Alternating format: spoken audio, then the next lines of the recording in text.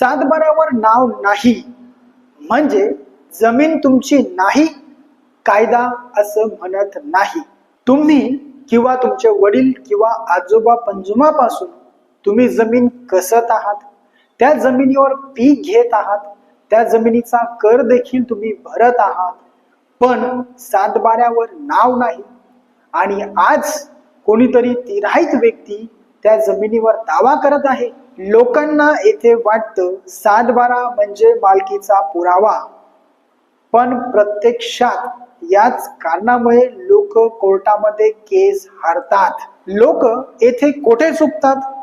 ते फक्त सातबारा बघून व्यवहार करतात. ते जुने कागदपत्रे तपासत नाही, जुने खरेदी खत तपासत नाही, कब्जा आहे का नाही याची खात्री करत नाहीत, आणि म्युटेशन एंट्री म्हणजेच मालकी ते समजतात.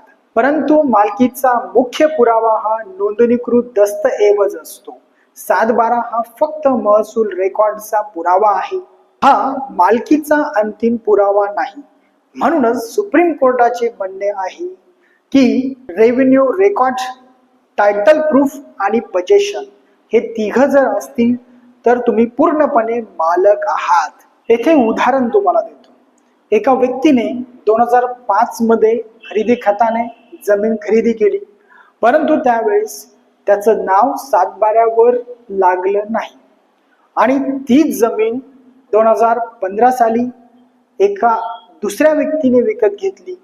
अशा वेळी त्या पहिल्या व्यक्तीला हे कळालं आणि त्याने कोर्टामध्ये दावा दाखल केला. त्यावेळी कोर्टाने ज्याने खरेदी खत घेतलेलं होतं त्याची मालकी ही गृहीत धरली आणि जो दुसरा होता त्याचं नाव तेथे कमी करण्यात आलं. म्हणूनच जर समजा तुमचं सातबाऱ्यावर नाव नसेल तर तुमच्याकडे नोंदणीकृत दस्त हा तयार ठेवणं गरजेचं आहे आणि मालकीसाठी तसा सिव्हिल कोर्टामध्ये दावा दाखल करा.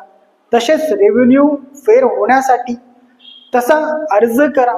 यासाठी तुम्हाला कब्जा पुरावा ठेवणं गरजेचं असणार आहे.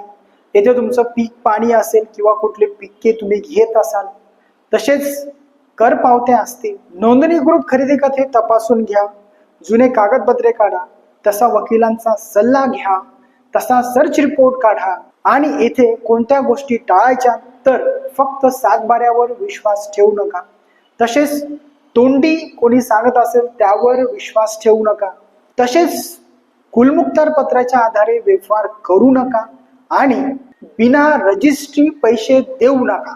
आणि विशेष म्हणजे हे लक्षात घ्या, सातबाऱ्यावर नाव असूनही मालकी नसू शकते आणि नाव नसतानाही